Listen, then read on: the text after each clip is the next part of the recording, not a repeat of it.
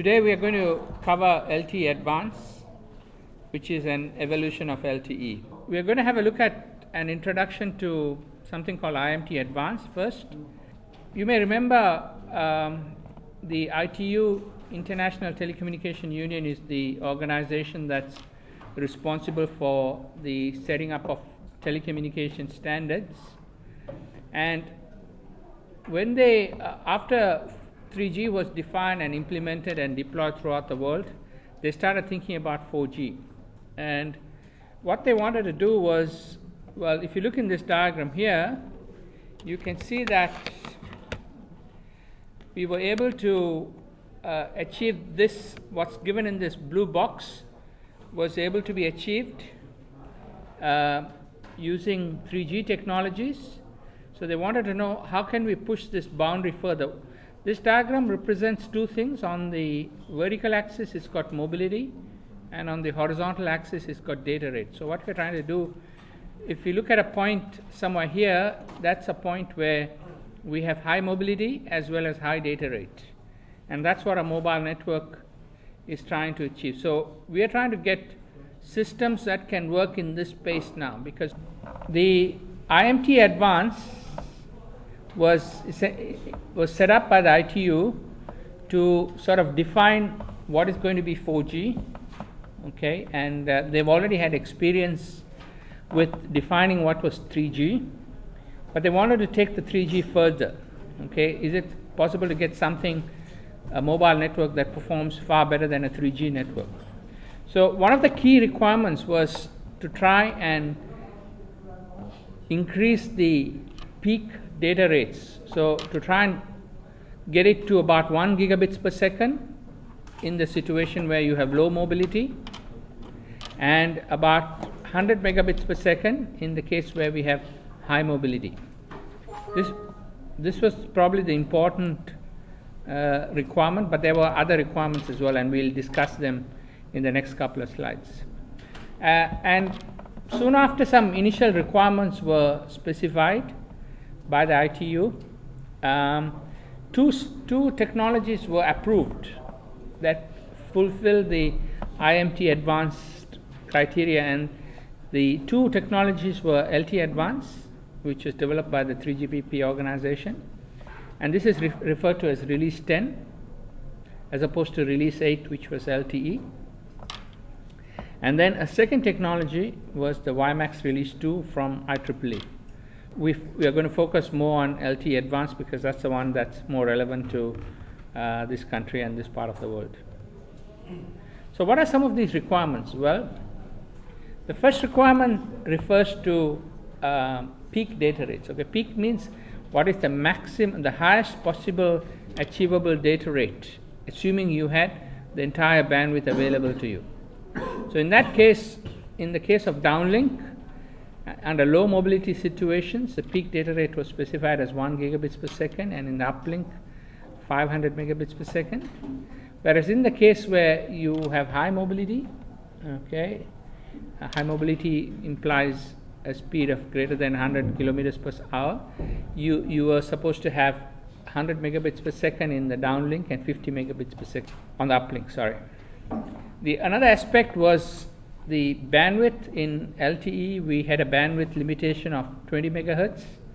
So in LTE Advance, the bandwidth requirement was increased. So it should be possible for the system to operate up to, but it was encouraged that the up to 100 megahertz of spectrum should be possible. The next important point is how efficiently you use your spectrum, or spectral efficiency. Now here they specified that the minimum in the downlink should be 15 bits per second per hertz, and in the uplink it should be 6.75 bits per second per hertz. And in terms of the latency or delay, in the control plane, the ITU specified less than 100 millisecond for control plane and less than 10 millisecond for the user plane. And in terms of the handover, okay, there are two kinds of possible handover. One is intra-frequency, that's within the same frequency, and interfrequency. So in these, the requirements are as shown on this particular slide. So 27.5 millisecond for intra-frequency handovers. Okay, some other requirements were set up.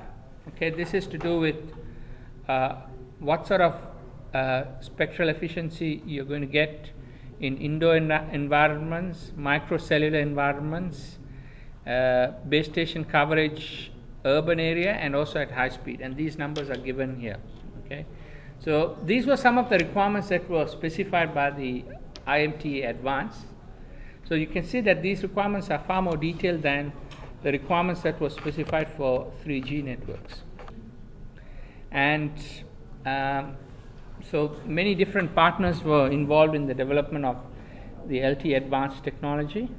But some of the important requirements were it was backward compatible. That means if you move out of the coverage area of an LTE Advanced network, you should be able to move into an LTE network, and if you move out of the coverage of an LTE, you should be able to go back to a 3G network. The other aspect is the concept of scalable bandwidth, which we already had in the potentially going up to 100 megahertz.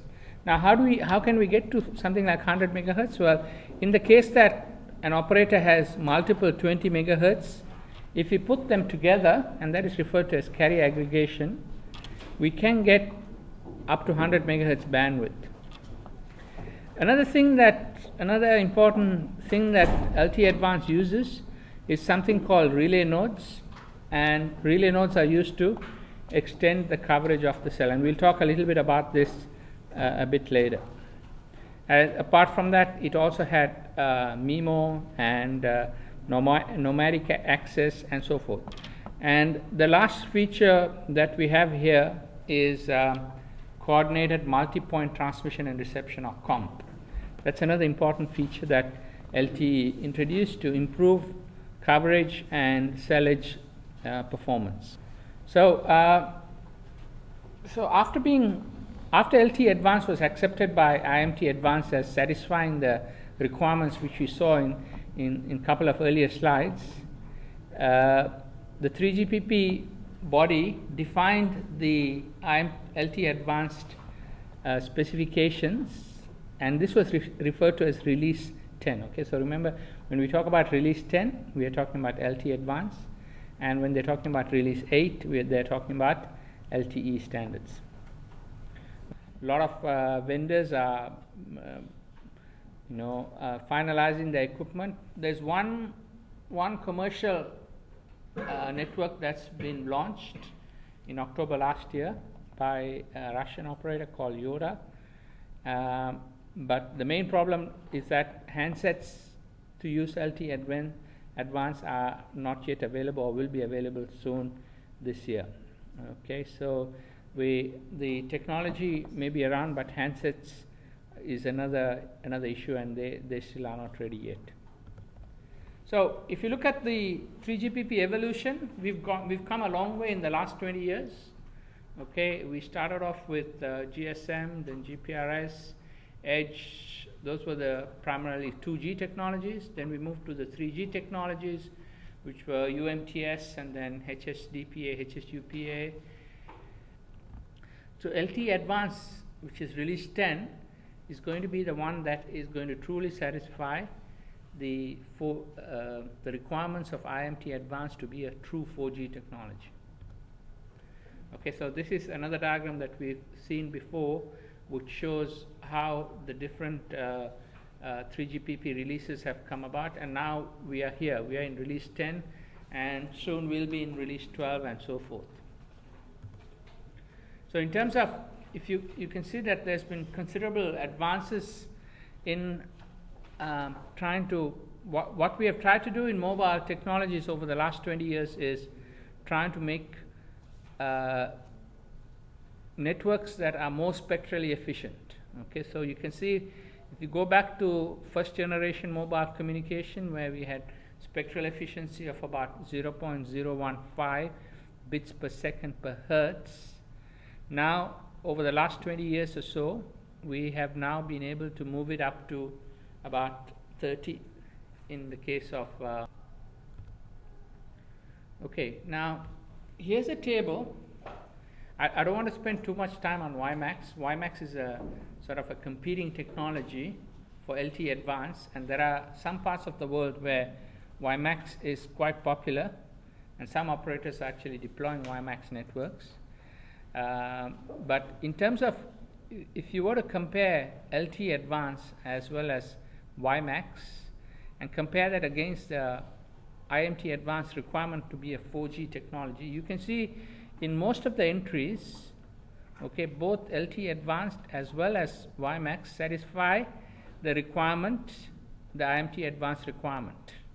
Okay, so that's why they've been both classified as true 4G technologies. Okay, now depending on whom you talk to, some people will say LTE Advanced is a better technology, others will say WiMAX 2 is a better technology. So again, that depends on which industry person you talk to.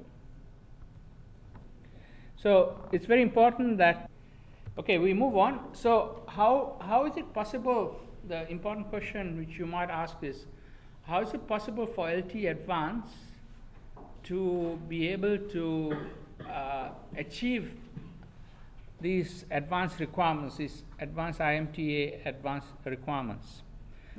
So a number of different technologies have been put into LTE Advance.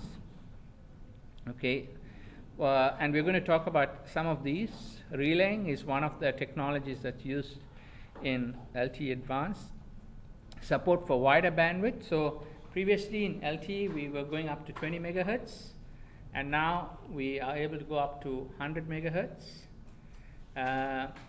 We have enhanced the MIMO operation both in the downlink as well as uplink. Okay, so it's possible to have about 8 streams on the downlink and about 4 in the uplink. We also have this idea of cooperative base station, trying to get base stations to cooperate with each other, and that's the comp scheme. We're going to look at some of these features and see how they're used in LTE. So what is meant by carrier aggregation? I've already mentioned this a little bit earlier. One way of increasing the data rate is to have more bandwidth. Okay, because you go back to your Shannon's law. Okay, the higher the bandwidth that you have, the higher the achievable data rate that you can get. Okay, so increase bandwidth.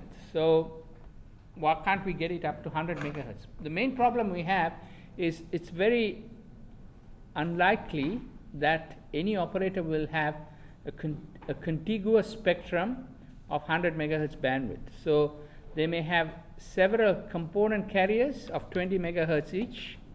Okay, by component carriers I mean what's shown here in this part of the diagram here. Okay, so this could be a component carrier here. So the idea is it possible to group a number of these component carriers together to achieve a much larger bandwidth, and this process is referred to as carrier aggregation. Okay, now it will be possible in LTE Advanced to have mobile devices. For example, this mobile device, it is a release 8. It will only work on one component carrier, but in the future if you buy maybe a laptop with LTE Advanced features, then it should be able to work across all of these component carriers. Okay, so that's a sort of idea behind the future, to be able to work across multiple component carriers. So in the case that you have 20 megahertz, if an operator has 5 of these 20 megahertz block, why not put them all together and to get 100 megahertz bandwidth? Okay, now this works quite well for downlink direction. Okay, and it doesn't even have to be continuous. It could be 20 megahertz in many different bands that could be put together. But in the uplink direction, it's going to be quite difficult to do, because it's very unlikely that you will have a UE with many different transmitters that are transmitting in different parts of the spectrum. So for downlink, it's going to work quite well, but for uplink, it's still going to be a bit of an issue. Okay, and but most of the traffic, as we know now, comes on the downlink direction for the time being. So it's quite well suited for that kind of application.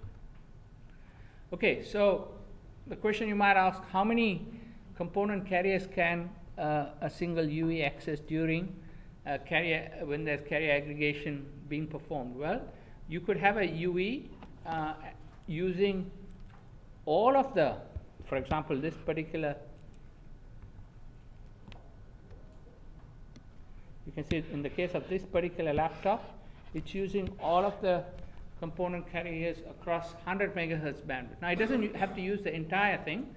It will only use the parts that it needs to get its data through. So, okay, so it doesn't have to use every subcarrier on each one of those component carriers. It will be allocated using a packet scheduling algorithm that works across multiple component carriers. Okay, you could also have a situation where another UE might only have a smaller data requirement compared to the first one, and this particular device could only be using two of the component carriers and so forth. So it's possible that different sets of component can be assigned for downlink and uplink for different UEs. Okay, now in this carrier aggregation there are three methods, and from the term you can probably understand what they are. The first one is referred to as intraband contiguous. That's within the same frequency band and continuous 20 megahertz blocks. Okay, and when an operator owns a wide available frequency band. Now this is a very unlikely situation, because it's very unlikely that an operator will have, continuous 20 megahertz band within one frequency band. Most likely they will have non-contiguous within one band. They may have maybe 20 megahertz here, 20 megahertz somewhere else, but all within the same. So this is a more likely situation.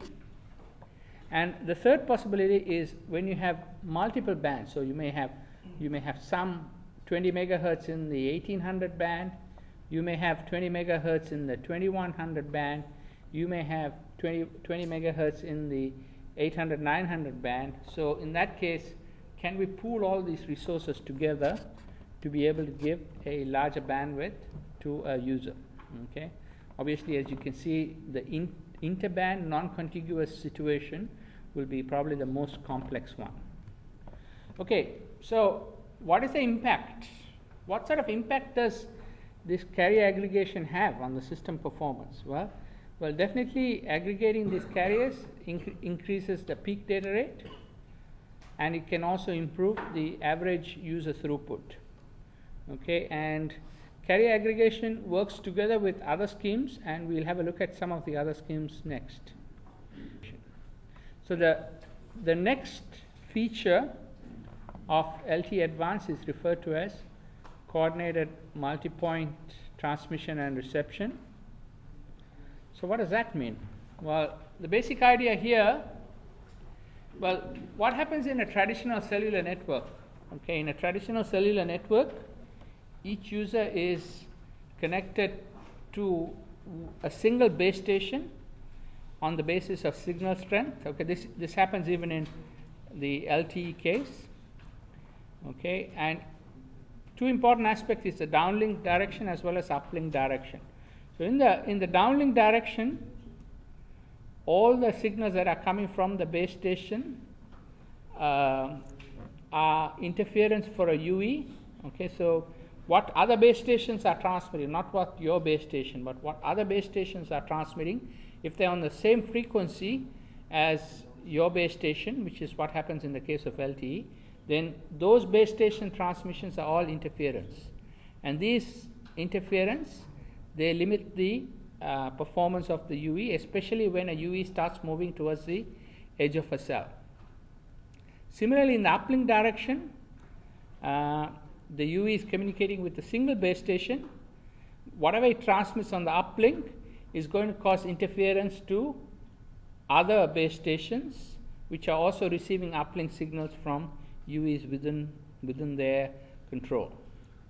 So COMP is a strategy that has been designed to reduce this interference which limits the performance of a LTE Advanced network. And the idea is it possible to have multiple base stations that are transmitting at the same time, or is there some way we can coordinate the transmission of multiple base stations so that we can minimize the interference? And that's the basic idea behind COMP. Okay, COMP, how does COMP improve the KPIs of any mobile network? Well, it can improve the coverage for high data rate applications. It can improve the cell edge throughput, and it can also increase system throughput. So how can we implement COMP? Okay, two ideas that are used for implementing COMP. The first one is to use a centralized COMP architecture. So you have one unit.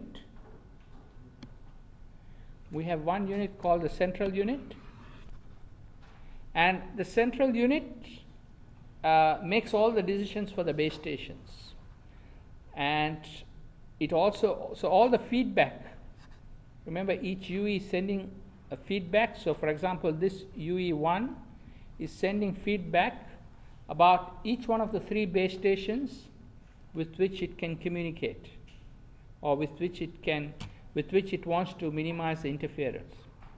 And this channel condition feedback is all sent to the central unit, and the central unit gathers all this channel information and it performs scheduling. Okay, so based on this feedback that it is receiving. Okay, so this is one possible way of implementing centralized COMP architecture. The main challenge here is trying to get all these communication links between the central entity and all the eNode Bs.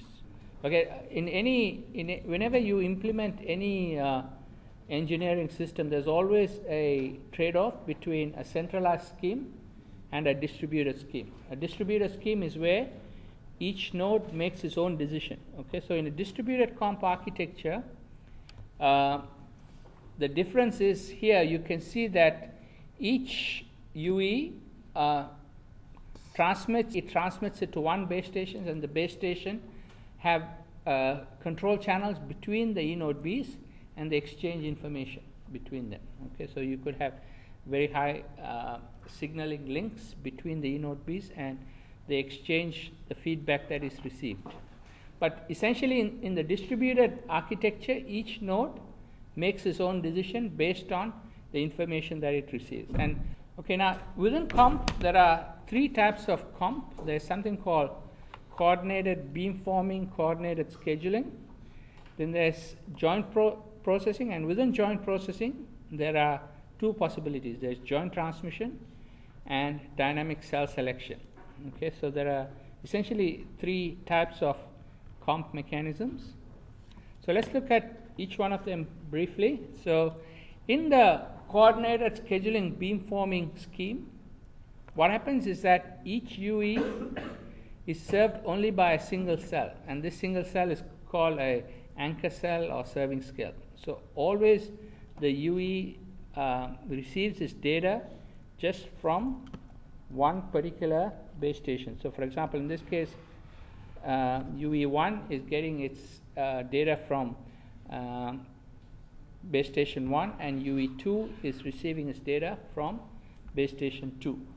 But the UE1 is also reporting the feedback from the channel condition feedback for both eNode B1 as well as eNode B2. Okay, and the information that for example, the information that is sent by UE1 about eNode B2 is then forwarded by the eNode B1 to eNode B2, and then eNode B2 uses that to adjust its transmission, its beamforming, so as to minimize the amount of interference. So this scheme is essentially a scheme that is used to minimize interference. So to UEs that you're not serving but who could be affected by your transmission. Okay, and so pre-coding is done at each base station to achieve beamforming and is coordinated to improve the system performance and reduce interference. Okay, so you want to try and maximize the data transmission to your UEs, but you also want to try and minimize the interference to other UEs that are in the neighborhood. So again, it's very important that the UEs, the feedback that the UEs send, not only for the base station that is serving them, but the base station that could be causing interference, is then used by the interfering base station to for beamforming purposes, so as to minimize the interference it has on UE1. The second type of comp is referred to as joint processing. In joint processing, there are two possibilities. Okay, in joint processing, data can be sent by both base stations. Okay, now in the case of the previous one, only one base station sends the data, and the other one adjusts its transmission beam to minimize the interference. But in this case, both the base station transmit data, very similar to what happens in soft handover. Okay, so data for a UE is jointly transmitted by multiple E-node Bs to improve the received signal quality. And there are two possibilities here. You can have joint transmission where E-node B transmits simultaneously and the UE combines the signal from the two channels. Okay, very similar to what happens in soft handover, where UE is receiving the same signal from two different base stations, and using the rake receiver, it's able to combine the two signals that it receives. The other possibility in joint processing is called dynamic cell selection, or DSC, and in this one, at any one time, only one E-node B transmits. So you could have a situation where for one millisecond, you could be the first base station transmitting. On the next millisecond, it could be the next base station that's transmitting. But both could transmit, but at any one time, only one of them transmits. Again, it requires a high level of coordination between the UE and the base stations to achieve that. Okay, again, it's all dependent on the feedback that the UE is sending. Okay, obviously, when there is good feedback from to one base station from the mobile, you would prefer to use that particular base station. Okay. The third important feature of LTE Advance is referred to as relaying nodes. Okay, so relaying nodes are essentially used to improve the coverage. Okay, so a lot of times we have problems with coverage. One possibility is, you could have shadows being created by buildings. So you want to try and connect to users that are in the shadow areas. You could have underground trains on which you want to get coverage, so you could use relaying nodes for that. You may want to extend the coverage, as in this case here. You want to extend the coverage of the area, and you may have certain coverage holes. Okay, maybe again due to large buildings. You have areas where coverage is very poor, so again you could use relaying nodes and so forth. There could be situation where due to high penetration losses, the signal strength is very low inside some buildings, so you may want to use relay nodes to improve coverage within those areas. So relay nodes are primarily there for extending the coverage. Okay, so the objective of relaying is to improve LTE network performance by adding new nodes in areas where there are coverage problems. Generally, the relay nodes have much smaller transmit power compared to macro E-node Bs, okay, because they're defined to just improve coverage area in a small area. And for the backhaul network, because we need to connect the relay node back to the donor E-node B or the E-node B that it works off, the preferred backhaul is using wireless compared to fiber, because with wireless backhaul you can deploy it much faster than fiber-based backhaul. Okay, so there are two new interfaces that have been introduced. Well, we already had the UU interface. Okay, the UU interface is the interface between any user and the base station, and they've introduced a UN interface, which is an interface that goes between the relay node and the E node B. Now, there are many different ways that you can classify relays, and again, this slide is from the Rode and Schwartz presentation. You can have layer 1 repeaters or higher layer repeaters, which are referred to as decode and forward relays. You can also have relays that have their own cell ID, or relay which are referred to as type 1 relays. So type 1 relays are relays that have their own cell ID. So as far as the UE is concerned, they see it as a cell of its own. Another possibility is to have a type 2 relay, and a type 2 relay is one that does not have its cell ID. So it's just a way of extending the original donor E node B's coverage area. It uses the same cell ID as the donor E node B. So what's the difference between a layer 1 relay and a higher layer relay? Well, this is something most of you probably know. Relays have been used in almost all telecommunication technologies. Relays are just repeaters. So what they do is, whatever signal that comes in, they amplify it and they retransmit it. Okay, so not only do they amplify the signal, but they also amplify the noise. So you don't get any improvement in signal to noise ratio, okay, with relays, but the only thing they do is they extend the coverage of existing cells. Now, the reason we can use relays in LTE Advance is because the delay associated with the repeater is usually very small, and it's much smaller than the cyclic prefix duration, so it's not going to affect the performance of the LTE Advanced network. If it was to be longer than the cyclic prefix duration, then it will cause intersymbol interference, but in this case, since it's not, it will not affect it. The second type of relay can be a higher layer relay, so it could be a layer 2 relay or a layer 3 relay. So these ones are relays that essentially try to recreate the original signal. So when we go from the received signal, this is the received signal, which will have the original signal plus some noise. It's able to completely eliminate the noise and retransmit it without any noise.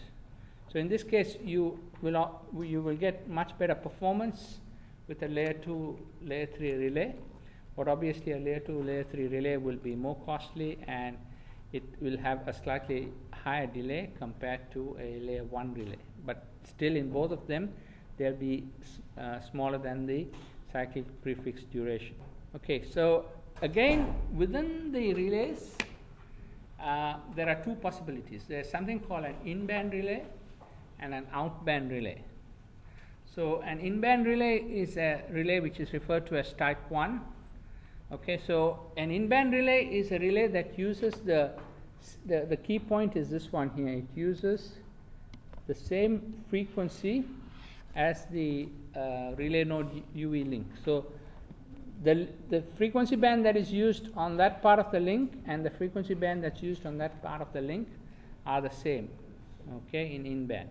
And in out-band, we use two different frequencies for the two links. Okay, so there are some advantages and disadvantages with both of these types of relay. Okay, so here's a summary of relaying. Again, we can classify them as in-band, out-band, transparent, non-transparent, part of the donor cell, or a cell of its own. The fourth important feature of LTE Advance is referred to as heterogeneous networks, or HETNets. Okay, Now, what is a HetNet? Well, in lots of situations, we could have macro cells which have a large coverage area, and within this area there could be areas where we may have high traffic, for example shopping centers, airports, and places like that. So in those places we might decide to put picocells or possibly even femtocells in apartments and so forth. So heterogeneous network, or HetNet, has three components. It has a macro cell network, and it has picocells that service small areas, small high traffic areas, and the third thing is you also need some kind of network intelligence to combine these two networks. Okay, and another aspect of it, how do we minimize the interference between picocells and macro cells? Okay, so we have a situation where a UE, you could have macro cells, you could have microcells, and you could have picocells all overlapped in the same area.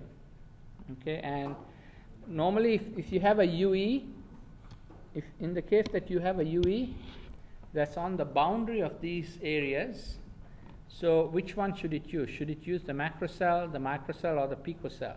And because there's also the question of interference. How do we deal with interference between these various systems? Okay, now just talk to you a little bit about interference. Normally, ideally, if we use a different part of the frequency band for the macro cell and the microcell and the picocell, if you use different parts of frequency bands, then there will be no interference problem. But the point is, we will not be able to do that because maybe an operator has only got 120 megahertz band that they have to use for all the communication. So the idea is to try and use the same available bandwidth for all the different types of communication. For your macro cell and your picocell, you want to be able to use the same available spectrum. So when we use the same available spectrum for these two, again the problem always comes for users who are at the edge of the cell. Okay, so they have line of sight path, or they can have a radio link with both the picocell as well as the macro cell. And this is how do we deal with interference problems and how do we mitigate this. In fact, that's HetNet. And the last thing that I'm going to talk about here today is something called clustered single carrier FDMA. So how can we improve uplink performance? Well, we know that in LTE release 8 we use single carrier FDMA on the uplink. Okay, and the main reason we used it instead of using OFDMA is because it combines the flexible aspects of OFDMA along with the low PAPR, or peak to average ratio, of a single carrier system. So what we do in that case is that in the case of single carrier FDMA, we allocate a contiguous block of spectrum to each UE for transmission on the uplink, but only for a fraction of time. So in the case of LTE Advance, they wanted to see how can we improve the uplink. And so the idea of something called clustered single carrier FDMA came about. And this essentially means that you allow non-contiguous group of sub-carriers to be allocated to a single UE. So instead of allocating a contiguous group of spectrum, as in the case of single carrier FDMA, we allocate a non-contiguous group of sub-carriers. And they've shown that this can improve both uplink spectral efficiency. Because the main problem when you use a contiguous block of sub-carriers is that you may be using sub-carriers on which you don't have good channel conditions. Okay? Whereas if you had this process by which you can have this non-contiguous groups of sub-carriers, maybe you can use different parts of the spectrum, and you may be able to improve your uplink spectral efficiency.